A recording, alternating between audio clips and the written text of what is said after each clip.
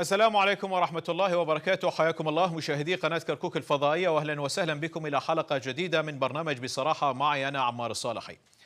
عمل إدارة مجلس محافظة كركوك خلال الأشهر الماضية وأيضا استحقاق المكونات واللجان داخل مجلس محافظة كركوك وعمل هذه اللجان وكيفية تقسيمها، إضافة إلى المناصب الإدارية التي وزعت داخل محافظة كركوك. كل هذه المحاور سوف تكون في حلقتنا لهذا اليوم من برنامج بصراحة، وسوف أطرحها على ضيفي في الاستوديو السيد عبد الله مرويس عضو كتلة الاتحاد الوطني الكردستاني في مجلس محافظة كركوك. حياك الله وأهلا وسهلا بك وشكرا لتلبية الدعوة. شكرا. أيضا الدكتور قاصد الشمري القيادي في التحالف العربي. حياك الله دكتور وأهلا وسهلا وشكرا لتلبية الدعوة. عفوا. خليني أبدأك دكتور قاصد على استحقاق المكون العربي. دوران العجلة في محافظة كركوك بدأت بإدارة جديدة، والمكون العربي انقسم ما بين ملتحق في الإدارة وما بين متحفظ، ولديه بعض الاعتراضات حول الكيفية التي تكونت بها الإدارة. لو نتكلم على الاستحقاق في المكون العربي داخل إدارة محافظة كركوك، هل الاستحقاق يلبي الطموح اليوم للمكون العربي؟ هل المكون العربي اليوم أخذ استحقاقه داخل إدارة كركوك الجديدة؟ شكرا لك أستاذ عمار وشكرا لضيفك الكريم. حياك الله. طبعا بالنسبة للموضوع الاستحقاق الانتخابي وما حصل عليه العرب في هذه التشكيلة الجديدة، نعم. احنا قلناه قبل ونقوله هسه بأن المكون العربي لم يحصل على الاستحقاق المطلوب، وكان الأفضل والأرجح للمكون العربي لو كان هناك اتفاق أو توافق مثل ما بدأ حاليا.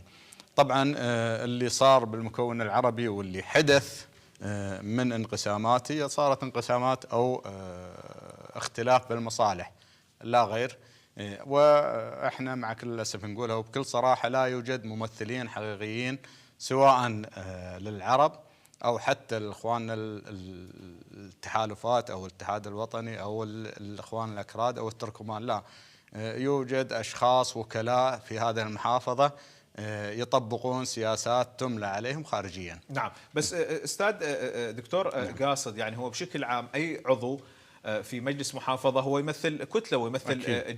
جهة سياسية. أكيد. فبالتالي الجهة السياسية عندها برنامج حكومي. نعم. ورشحت الشخص اللي مؤهل أن يطبق البرنامج الحكومي. أكيد. احنا نشوف يعني الجهات السياسية حتى تبدلت الجهات السياسية، اكو اشخاص كانوا على اتجاه معين، مثلا كانوا على تيار قومي او تيار وطني او تيار سياسي معين، بعدين من صارت التحالفات داخل البرلمان او داخل مجلس المحافظة تشوفهم تغير من هذا الاتجاه راح لاتجاه ثاني. يعني الاتجاهات هذه مجرد سلم للصعود للغرض اللي هم جاي الهدف المنشود اللي جاي يروح. نعم، خلينا نشوف رأي استاذ عبد الله. استاذ عبد الله، هل هذا الشيء موجود بالاتحاد الوطني الكردستاني؟ مجرد ما كأعضاء بالاتحاد الوطني الكردستاني انتقلتوا إلى أصبحتوا عضو مجلس محافظة أو تسلم مناصب، وخاصة يعني أعلى منصب بالمحافظة اللي هو منصب المحافظ، بالتالي كان هناك اختلاف داخل كتلة الاتحاد الوطني الكردستاني، أم حاول الاتحاد الوطني الكردستاني استيعاب الآخرين؟ شكرا أستاذ عمار وشكرا دكتور قاصد. بصراحة احنا ممثلين حقيقيين للاتحاد الوطني وكذلك لشعبنا يعني. نعم. بصراحة أنا أختلف ويا أستاذ دكتور قاصد بأنه احنا الممثلين الحقيقيين لكتلتنا ولجماهيرنا. نعم. بصراحة واحنا لما دخلنا بالانتخابات يعني حصلنا على استحقاقنا الانتخابي، عملنا ضمن الاستحقاقات الانتخابية وما عندنا خلاف ويا أي كتلة. احنا قلنا كركوك الكل، فنتكاتف نعمل سوية. لكن بعض الإخوان من التحالف العربي حتى من البارتي ومن الجبهة التركمانية عندهم غير يعني اعتراضات عن طريق المحكمة، قدموا اعتراضاتهم، فانتظرنا يعني كل القضايا تقريبا المحكمة ردتها، لكن باقي هسه على 4 12 المحكمة الاتحادية المحكمة الإدارية شيء قرر، احنا تحت. استاذ عبد الله، سؤال ينطرح. ما حاول الاتحاد الوطني الكردستاني كاعضاء مجلس محافظه، السيد ريبوار طه، كتله الاتحاد الوطني، سياسيين بالاتحاد الوطني، ان يمدوا ايديهم للمقاطعين من بقيه القوميات الاخرى، محاوله استيعابهم، الرجوع الى مجلس المحافظه، جلوس على طاوله الحوار؟ احنا حاولنا حتى عن طريق المجلس، حاولنا، لان احنا هسه حاليا اكو كتله كركوك يعني ويا اخوان العرب، احنا حتى بالمجلس كتله اداره كركوك. نعم كركوك. حاولنا عن طريق الكتب الرسميه، يعني حاولنا نزورهم حتى نناقش الخلافات، لكن هم رفضوا، يعني ينتظرون رد المحاكم. فشو نسوي يعني؟ أكثر من مرة احنا طالبنا نقعد وياهم نناقش الموضوع، لكن هم رفضوا لحد الآن. يعني يداومون كأعضاء، يداومون داخل مجلس المحافظة، لكن ما يحضرون الجلسات. نعم.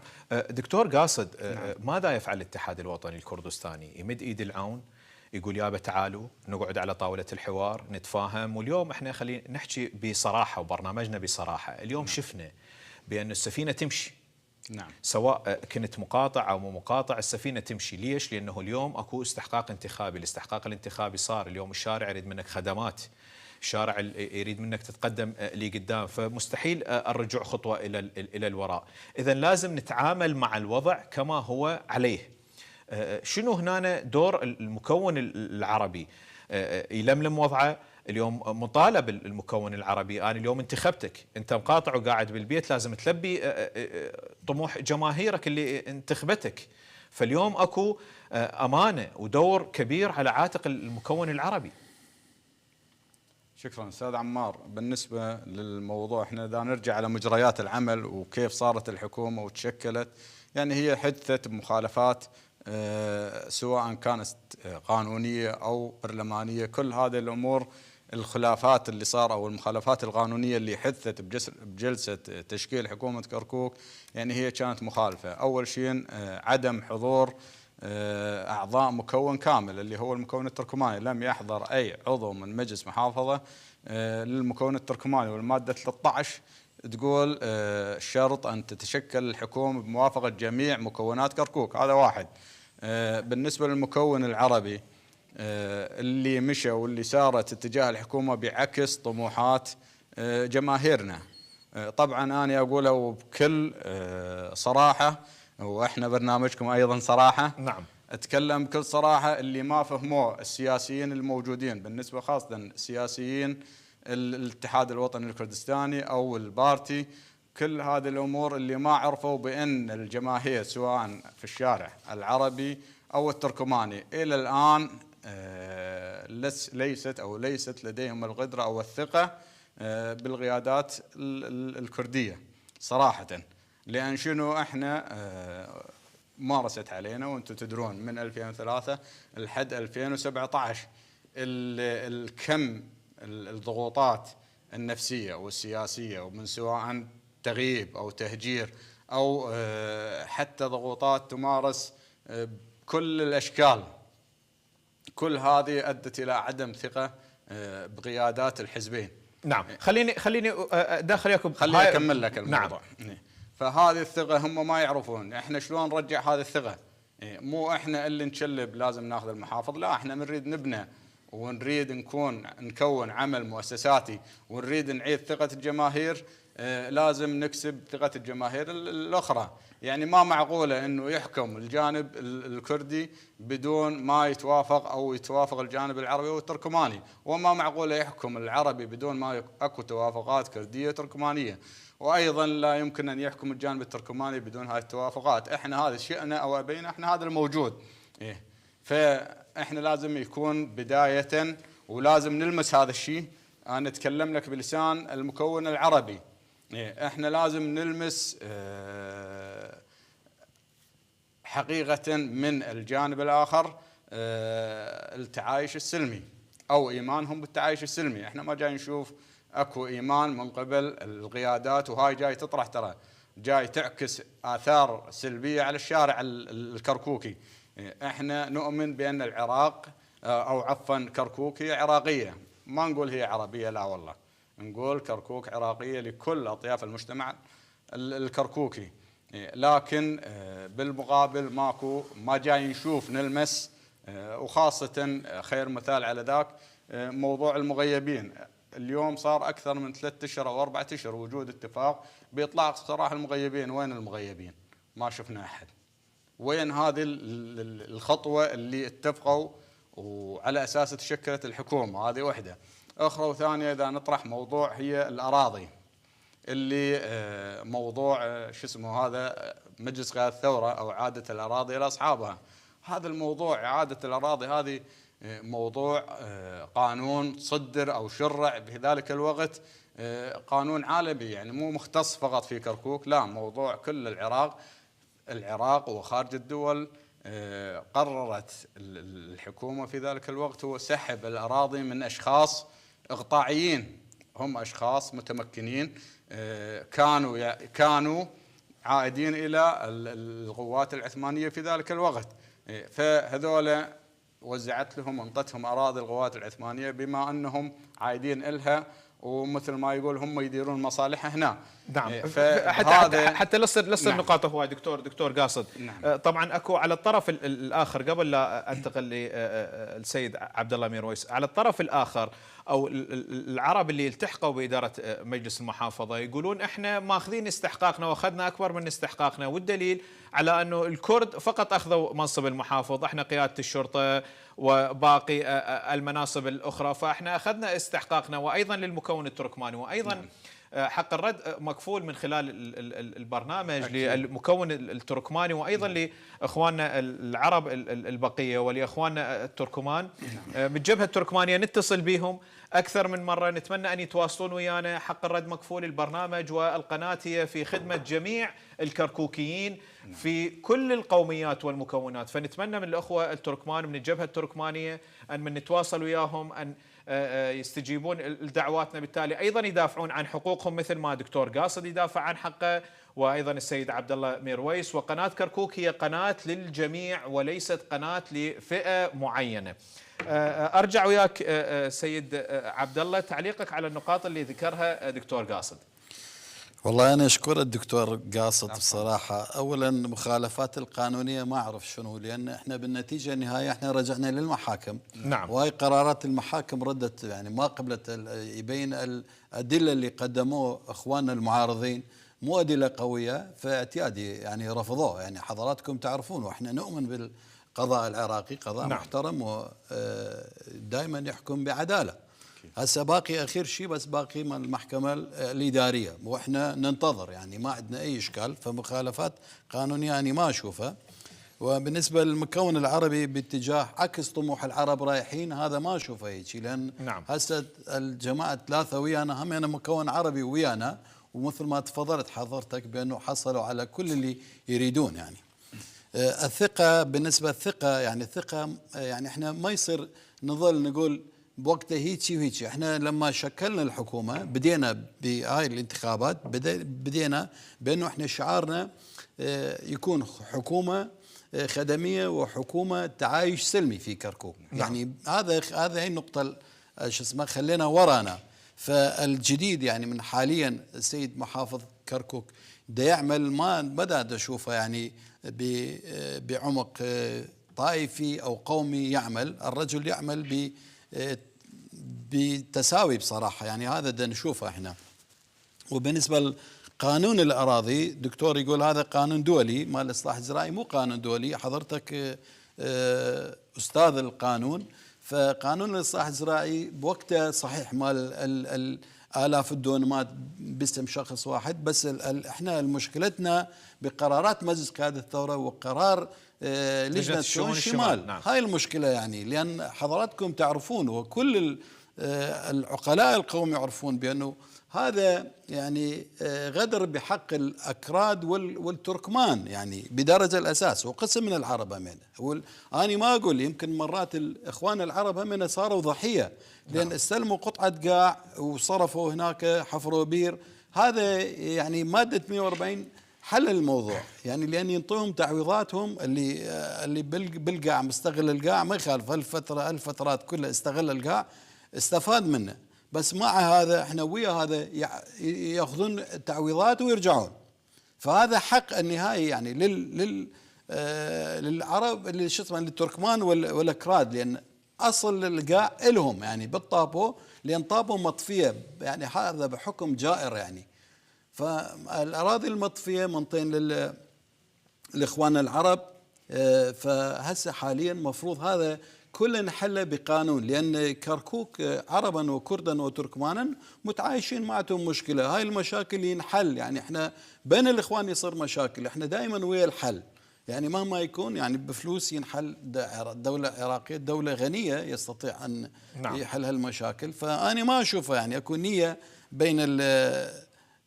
بين القوميات، لكن مع الأسف يعني بعض السياسيين مستغلين هالشيء ويعملون على عاطفة الشعب العربي بأنه احنا هيك احنا ما رايدين شيء وننتظر يعني نؤمن بالقانون، فخلينا نحله بالقانون يعني، لأن هذول عندهم طابوات سندات قديمة يعني من زمن القديم، هذا يعني بيا حق تنطي لغير واحد يعني، هذا ما بي حق يعني. اكو محاكم يقدر يحل هالموضوع، وعن طريق مادة 140 كلنا نقدر نحله، والتعويضات نعم. ماكو اشكال. دكتور، خلي الامور القضائيه للقضاء، بالتالي احنا عندنا قضاء، عندنا محكمه اتحاديه، عندنا محكمه اداريه، عندنا مجلس النواب اليوم دا يناقش موضوع الاراضي الزراعيه، موضوع العفو العام، موضوع ايضا الاحوال الشخصيه، فبالتالي هناك مراجع تخص هذا الموضوع. اما في خصوص العمل السياسي بخصوص مجلس محافظة كركوك وعمل الإدارة في محافظة كركوك، خلي نمشي خطوة لقدام ولا نرجع لوراء. اليوم كل شخص هو عنده أمان الناخبي، فأنا حتى لو عندي تحفظات على سين من الناس أو صاد من الناس أو منصب من الناس، مو معناته أقعد بالبيت، لا، أنا خلي أباشر عملي، وإذا أكو انتقاد أنتقده عندي مجلس محافظة. وهذا ما اتبعه العرب اللي التحقوا. وقد يكون بعد قرار المحكمة الاتحادية ما نعرف شنو اللي راح يصير فيما يخص الكتلة بالبارتي، فيما يخص الجبهة التركمانية، وأيضا باقي الملتحقين العرب.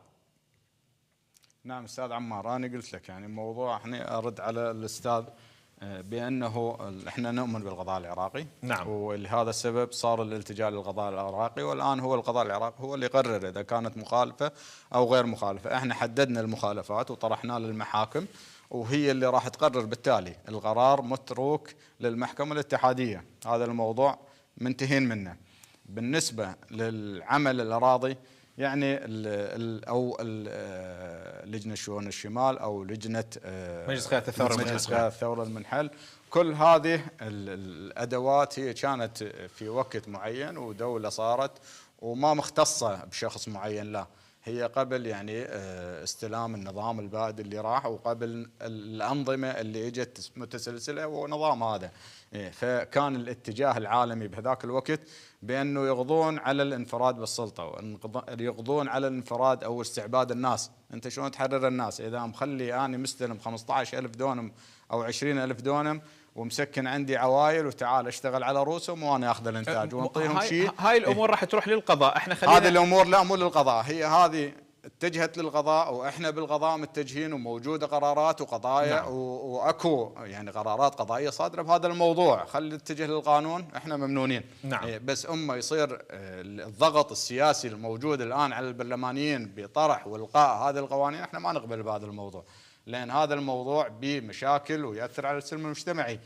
لان انا ما اقول لك مو بس العرب فقط اكو مشاكل عندهم، انا ومسؤول عن كلامي اكو قرى عايده للاكراد واكو قرى عايده للتركمان، ايضا راح تحدث مشاكل من وراء هذه الغاء هذه القرارات في حال اذا تمت. فالموضوع هذا ما مختص بجهه معينه، ليش ما يطبقونه؟ هو الموضوع هذا ما بس كركوك بها هذه القرارات صدرت. نعم. واكيد اكيد صدر بكل العراق، خلي يطبقونه بالبصره وتبدي من هناك. هذا من صلاحيه مجلس النواب، واكيد اكو نواب عن كركوك عرب بخصوص. لكن خليني ارجع الى مجلس المحافظه. نعم. اليوم خلال الاشهر الماضيه شلون نشوف الإدارة الجديدة في محافظة كركوك، أداء الإدارة الجديدة في محافظة كركوك بهذه التشكيلة؟ لحد الآن ما شفنا أي شيء من الإدارة الجديدة، ولا يوجد أي تغيير ولا يوجد أي خدمات، فقط هالة إعلامية ومواضيع إعلامية، وهذا استقبل هيك وهذا راح هيك وسووا قرارات ماكو أي شيء على الأرض. ما شفنا لا خدمات ولا شفنا أمور ولا شفنا تغيير أو نوايا تغيير في كركوك. بالنسبة للنواب اللي مقاطعين هم ينتظرون قرار المحكمة الاتحادية، بعدها لكل حادث حديث. نعم. سيد عبد الله، المشاريع أو الخطط أو الاستراتيجيات اللي إدارة كركوك الجديدة وعمل المجلس الجديدة شنو اللي يوضعوها لكركوك؟ هل هناك إخفاقات سابقة راح تعوضها الإدارة الجديدة؟ هل هناك خطط بالتالي على شنو قاعد تمشي إدارة كركوك الجديدة؟ العفو، والله أنا بس أجاوب الدكتور. أولا السلم المجتمعي، حضرت نعم. أشر إلى السلم المجتمعي، فإذا واحد حريص على السلم المجتمعي مفروض يكون جاهز للتفاوض للحل. نعم. وحضرته يأشر بأنه أكو آلاف الدونمات باسم شخص، هذا يختلف. القانون مال الإصلاح الزراعي يختلف، هذا قبل ال70 هذا نعم. القرار. بس لكن لجنة شؤون الشمال المختص بالشمال، يعني لجنة شؤون الشمال، هذه قرارات يعني بصراحة قرارات جائرة يعني ضد الفلاحين الكرد والتركمان، لأن أنت أخذت القاع من التركمان والكردي تنطيل العربي، هذا من السلم المجتمعي يتعرض للخطر. يمكن العربي ما عنده ذنب يعني ذاك الوقت، لأن مستلمة هو ما يعرف، بس النظام مسوي هذا. احنا ما نتهم إخواننا العرب، نتهم النظام اللي سوى هالتفرقة، هذا اللي يعرض السلم المجتمعي للحل. مفروض السياسيين يحلون المشكلة، لا يخلون السلم المجتمعي يتعرض للخطر بصراحة. وبالنسبة حضرتك قلت يعني هسه احنا حكومتنا حكومة يعني صار له كم شهر يعني. نعم. الدكتور يقول ما يبين. هو الإجراءات اللي تسوي أي مشروع يحتاج إلى موافقات أصولية بغداد، موافقات الوزارات. فإن شاء الله خلال هالشهر شهر 12 يعني تشوفون المشاريع اللي دا يصير بكركوك. اكو مشاريع كبيره داخل كركوك يصير. قبل هاي يعني الحكومه، طبعا الحكومه المحليه بكركوك ما كان عليه رقيب اصلا. هسه اكو مجلس محافظه من عرب من كرد من تركمان يراقبون اداء الحكومه. فالخدمات اعتيادي، اكو خدمات واكو مشاريع كبيره راح يصير بكركوك. يعني احد المشاريع مثلا يحتاج كركوك زياده مساحه الخضراء، فيصير باركين كبار، يعني كل بارك 100 دونم في شمال كركوك وجنوب كركوك. حتى سيد المحافظ ومجلس المحافظة حاسبين هالحساب بأنه التوازن يكون بالمشاريع. وأكو المناطق المحررة يعني مبالغ طائلة يصرفون في سبيل إعادة إعمار المناطق المحررة. فالأستاذ الدكتور قاصد يقول هاي الشغلات، فهاي الشغلات يحتاج أمور إدارية يعني يبين خلال 3 شهور. أنا أقول لك يبين بكركوك شي يصير. نعم. دكتور قاصد، بشكل عام هل هناك تخوف لدى المكون العربي من قد يكون هناك بعض القرارات اللي يكون بها إقصاء أو تهميش للمكون العربي في كركوك، أم أن النصاب سوف يختل؟ لأنه مثل ما ذكر السيد عبد الله ميرويس، قال قبل الفترة الماضية كان المحافظ بدون مجلس محافظة، لكن اليوم أكو مجلس محافظة، فبالتالي اليوم المحافظ إذا يريد يتفرد بقرار معين ممكن مجلس المحافظة يخل بالنصاب وما يمشي هذا القرار. أكو تخوف اليوم من المكون العربي لإقصاء لتهميشه لصدور قرارات ضد المكون العربي في محافظة كركوك؟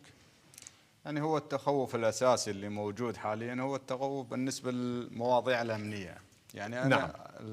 يعني أذكر حادثتين صارن. أول البارحة قبل 3 أيام صار حادث اختطاف الشاب اسمه أعتقد عمار العبادي، فاختطف، وثاني يوم لقوه مذبوب يعني يم المستشفى أعتقد الجمهوري.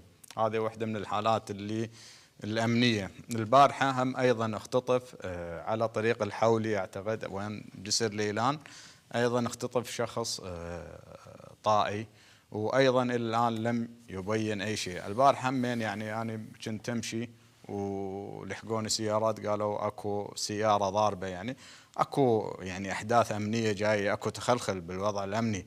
إحنا يهمنا أول شيء الوضع الأمني، بعدين هذه القرارات أيضا ما تأثر إلا في صورة معينة إذا راد مثلا يصير اتفاق عليها، لأن تدري إذا يصير أي خلل بالتصويت في حال اكتمل النصاب لا احنا نتخوف من قرارات تصدر، لأن ماكو أحد يقدر يوقف هذه القرارات بوجود تقريبا 7 أعضاء من أعضاء الاتحاد الوطني.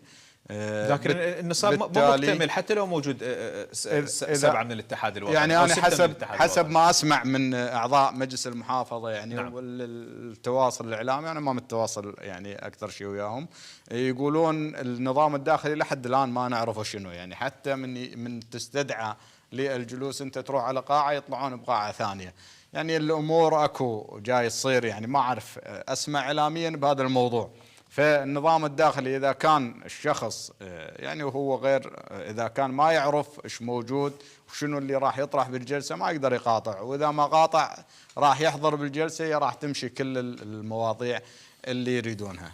لذلك احنا نتخوف من هذا الموضوع وندعو إلى أن يكون هناك تفاهم وتوافق لإدارة كركوك بالصورة الصحيحة. نعم دكتور، احنا مو ضد أحد، نعم. وإنما ندعو إلى إشراك الجميع بالإدارة وعدم إقصاء أحد، لأن ذلك راح يأثر على الوضع في كركوك. نعم دكتور، تخوف الجانب الأمني، خلي قبل لا انتقل للسيد عبد الله ميرويس، ما يقول لك الجانب الأمني هو بيد قيادة العمليات نعم. وقائد الشرطة عربي، قيادة عمليات اليوم موجودة من بغداد، فأنت نعم. ليش اليوم متخوف؟ اليوم يمكن قيادة العمليات وقائد الشرطة أقرب للمكون العربي، أقرب إلى المكون الكردي. نعم أنا جاوبك بهذا الخصوص. نعم. قبل كم يوم سمعنا يعني في حديث كان اتصال ويا مدير السيطرات أعتقد والسيد المحافظ، فكان أكو إجراءات أمنية. السيد المحافظ يعني إذا كان صحيح التسجيل ومنسوب للسيد المحافظ فهذا الموضوع يؤثر سلبا على الوضع الأمني، لأن السيد المحافظ ضغط يعني وتجاوز أيضا على السيد مدير السيطرات. لهذا السبب يعني أكو تأثيرات. لا تقول لي هو مسؤول الوحدة الأمنية، يعني هو مسؤول الدائرة الأمنية بالمحافظة، المحافظ هو المسؤول الأول عن الأمن في المحافظة. نعم سيد عبد الله ميرويس، تخوف من الجانب الأمني، وباعتبار محافظ كركوك هو رئيس اللجنة الأمنية في المحافظة، تعقيبك على هاي النقطة قبل لا نروح على عمل اللجان وعمل مجلس المحافظة والاجتماعات. والله يعني استغرب يعني من كلام دكتور قاصد، يعني بصراحة أولا يعني احنا لازم نصفي نيتنا قبل كل شيء. نعم. بعدين مواضيع أمنية، يعني حضراتكم تعرفون، حضرتك أشرت إليه بأنه القيادات الأمنية أكثريتهم القيادات البارزة، مدير شرطة كركوك قيادة العمليات يعني من مكون العربي، يعني مو كراد، يعني حتى مو كردي، يعني حتى نقول هذول ينحازون إلينا. بعدين أشر على يعني الدكتور يقول سمعنا، يعني احنا ما نمشي على سمعنا، حضراتكم تعرفون اكو لا من خلال المؤتمر الصحفي صار هذا الموضوع وهذا الكلام. لا العفو، يعني مثلا يعني من احد اعضاء مجلس المحافظه بمؤتمر صحفي في طلع وحكى هذا الموضوع، قال النظام الداخلي لحد الان احنا ما نعرفه شنو. اي هو هم اذا ما يشاركون طبعا ما يعرفون بانه النظام الداخلي احنا فقره صوتنا عليه، وحتى الاعلاميين موجودين جوا، يعني هذا يعني كلام غير صحيح مع احتراماتي شديد لحضرتك والعضو المجلس. مواضيع أمنية، يعني كركوك مدينة كبيرة، يعني نعم. يعيشون به أكثر من قرابة 2,000,000 شخص داخل كركوك، يصير به حالات خطف واحدة هنا هناك، هذا ما يدل بأن المحافظ أو الإدارة الكردية خلينا نقول إلى إيد بهاي الشغلات. يعني المحافظ محافظ كل كركوك، محافظ عربي، محافظ تركماني، محافظ لأن الكردي، لأن هو أخذ السلطة من شرعية السلطة من المجلس، والمجلس متكون من العرب والكرد، كل الأطراف به، يعني حتى نائب المحافظ يعني من مكون تركماني. الدكتور يقول ماكو شو اسمه يعني بالمواقع الإدارية بالتشكيل الحكومة، يعني نائب المحافظ تركماني، وبعدين حتى نائب رئيس المجلس مخلين فارغ يعني المكون التركماني.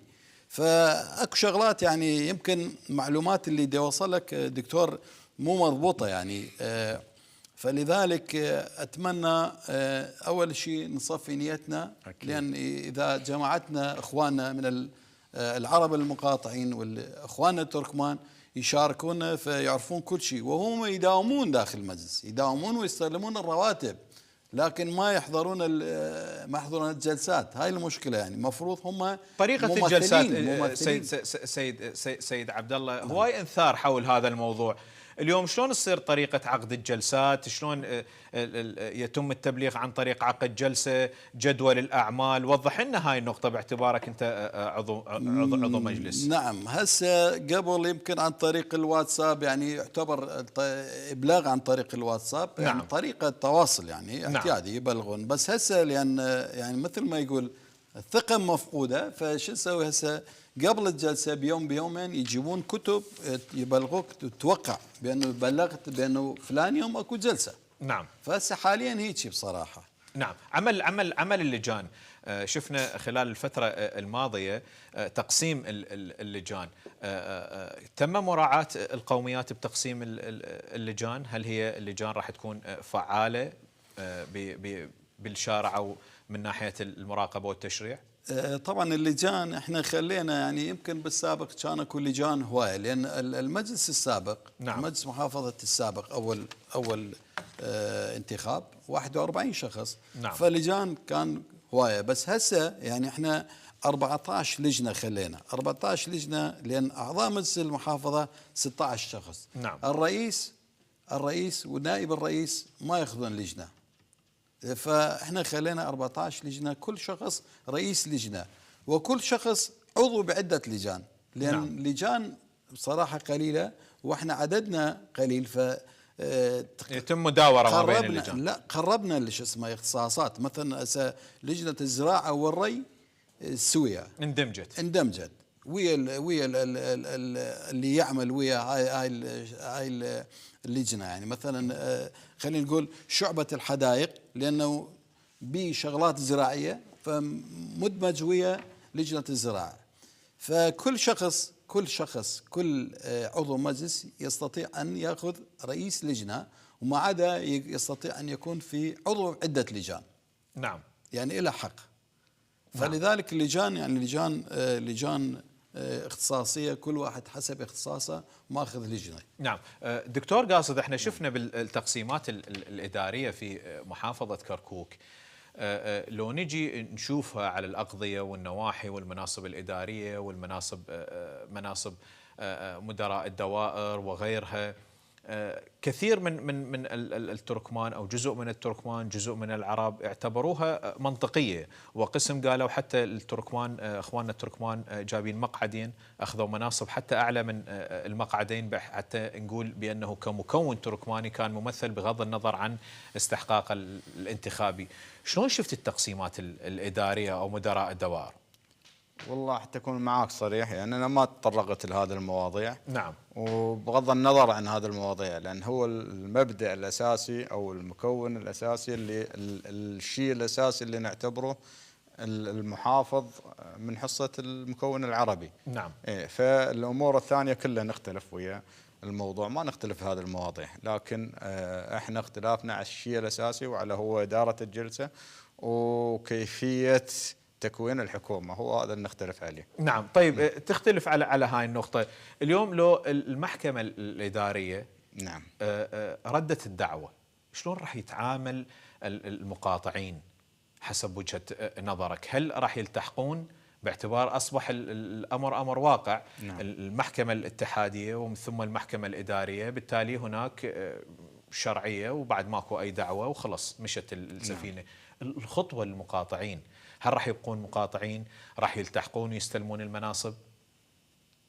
ممكن راح تتغير الاتفاقات، ممكن راح تتغير الاتجاهات، يصير توافق أكثر، يعني نعم. تقل المطالب. هو احنا شوف، يعني حتى نكون صريحين، نعم، تأسيس الحكومة أثر عليها بشكل سلبي هو انتخابات الإقليم.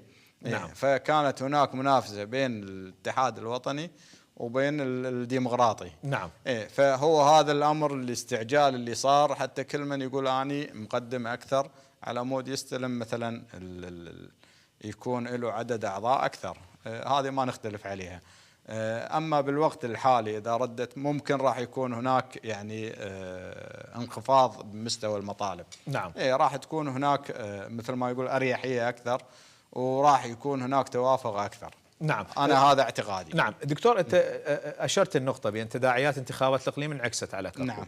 طيب احنا ممكن بعد بشهر العاشر بالتاسع يصير عندنا انتخابات برلمانية بعموم العراق. نعم. وخلينا نحكي على المكون العربي بكركوك، انقسام المكون العربي راح يأثر على أصوات العرب بالتالي، لأنه شفنا المكون العربي 75% كانوا أعلى نسبة مشاركة في مجلس المحافظة، وكان اكو اندفاع عربي كبير، بالتالي صار انقسام. نشهد ممكن عودة من جديد كقائمة عربية موحدة بعد الانقسام اللي صار في مجلس محافظة كركوك، نشهد قائمة عربية موحدة من جديد في اتجاه الانتخابات البرلمانية بالعراق. السؤال جدا مهم. طبعا يعني راح تصير اكو اختلافات هناك بالانتخابات البرلمانية. نعم. اعتقد انه الذهاب الى دوائر متعددة خلال الانتخابات القادمة، فمصير الانتخابات هل هي قائمة واحدة مثل ما جرت مجلس المحافظة؟ نعم. أم قوائم متعددة أو مناطق متعددة؟ هي هذه اللي راح تحدد، وإحنا نطمح أن يكون أو أن تكون هناك قائمة وطنية. احنا مو راح يأثر على الشارع اللي صار بكركوك. أكيد هذا اللي صار طبعا أثر بشكل سلبي على الشارع العربي. نعم. وكان الشارع محبط من هذا الموضوع، لكن الشارع العربي وليد والشارع الكركوكي وليد. نعم.